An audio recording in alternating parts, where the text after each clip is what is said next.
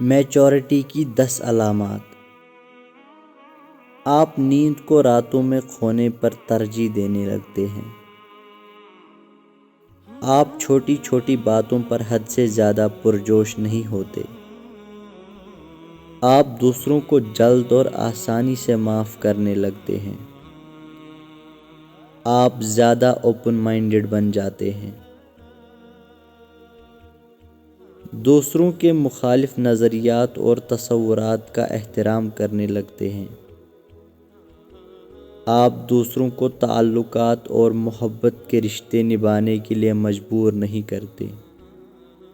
آپ چھوٹی چھوٹی باتوں پر دوسروں کو جج نہیں کرتے، بلکہ ان کے نظریات سمجھنے کی کوشش کرتے ہیں۔ آپ فضول بحث مباحثوں میں الجھنے کی بجائے اکثر خاموش رہنا بہتر سمجھتے ہیں۔ آپ اپنی خوشیوں کے لیے دوسرے پر انحصار نہیں کرتے، بلکہ سب آپ کی خوشیاں آپ کی اپنی ذات سے ہوتی ہیں۔ آپ اپنے کاموں میں مستقل مزاجی کا مظاہرہ کرنے لگتے ہیں۔ نفسیات کے مطابق اگر دو لوگوں کے درمیان معاملات پہ ڈسکشن ختم ہو جائے تو سمجھ جاؤ وہ رشتہ ختم ہونے کے قریب ہیں۔ ریلیشن شپ میں لڑکے چھوڑ کیوں جاتے ہیں؟ اس کے لیے مرد کی نفسیات کو سمجھنا بہت ضروری ہے۔ مرد کو قدرتی طور پر چالاک بنایا گیا ہے۔ وہ تعلق بناتے وقت ہی سوچ لیتا ہے کہ اسے ہمیشہ تعلق رکھنا ہے، ٹائم پاس کرنا ہے یا کسی کو استعمال کرنا ہے۔ اسی لیے عورت کو سب سے پہلے اس کی نفسیات سمجھنی چاہیے۔ عورت سے بہتر مرد کو کوئی نہیں جان سکتا، کیونکہ وہ سب سے زیادہ عورت کے سامنے ہی کھلتا ہے۔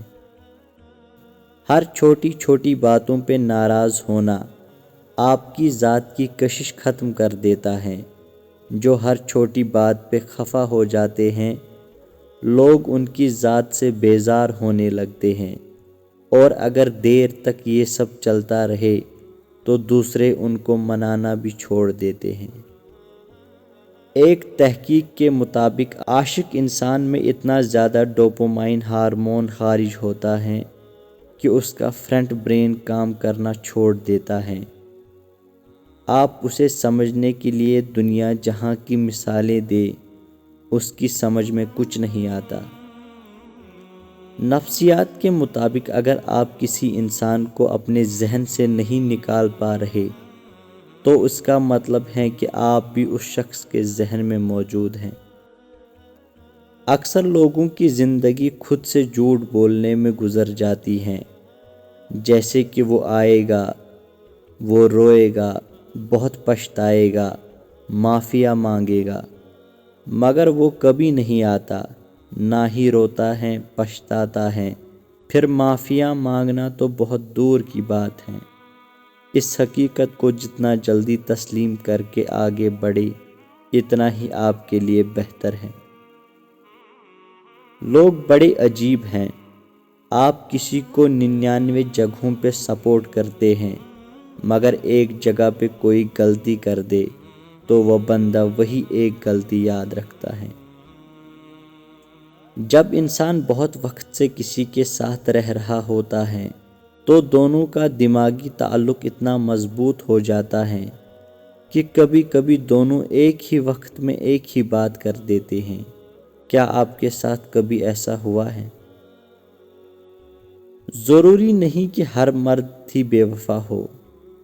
کچھ ماؤں کے اچھے بیٹے بھی ہوتے ہیں جو عورت کو اپنی عزت سمجھتے ہیں، ان سے وفا کرتے ہیں، سچی محبت کرتے ہیں اور اپنی محبت کے لیے سجدوں میں روتے بھی ہیں۔